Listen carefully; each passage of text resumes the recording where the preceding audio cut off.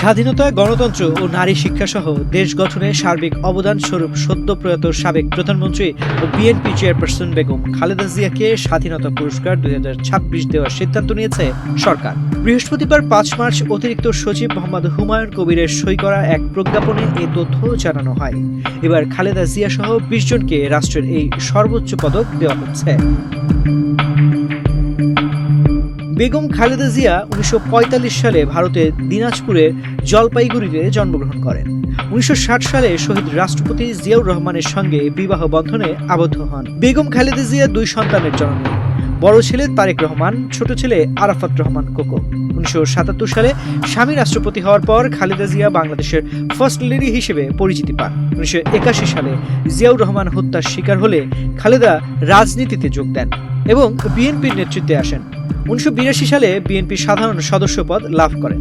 এরপর 1983 সালে দলের ভাইস চেয়ারম্যান নির্বাচিত হন। 1984 সালে বিএনপির চেয়ারপারসনের দায়িত্ব নিয়ে আমৃত্যু তিনি একই পদে ছিলেন। 1982 সালে সামরিক অভ্যুত্থানের পর বেগম খালেদা জিয়া গণতন্ত্রের জন্য চলমান আন্দোলনে নেতৃত্ব দিতে সাহায্য করেন। 1991 সালের নির্বাচনে বিএনপি জয়ী হলে তিনি প্রধানমন্ত্রী নির্বাচিত হন।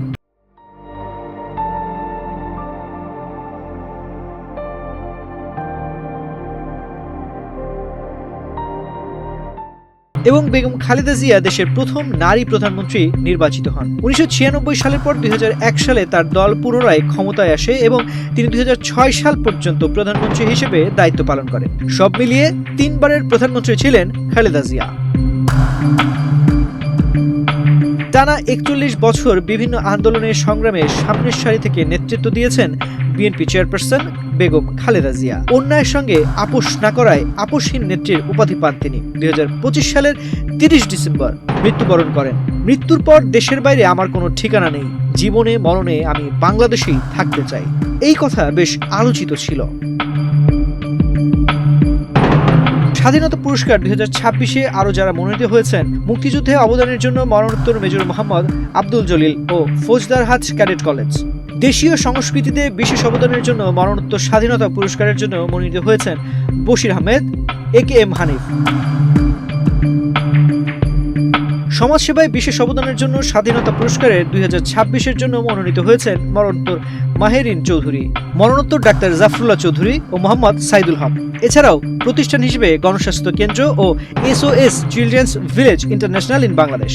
পল্লী উন্নয়নে বিশেষ অবদানের জন্য প্রতিষ্ঠান হিসেবে পুরস্কার পাচ্ছে পল্লী কর্ম সহায়ক ফাউন্ডেশন।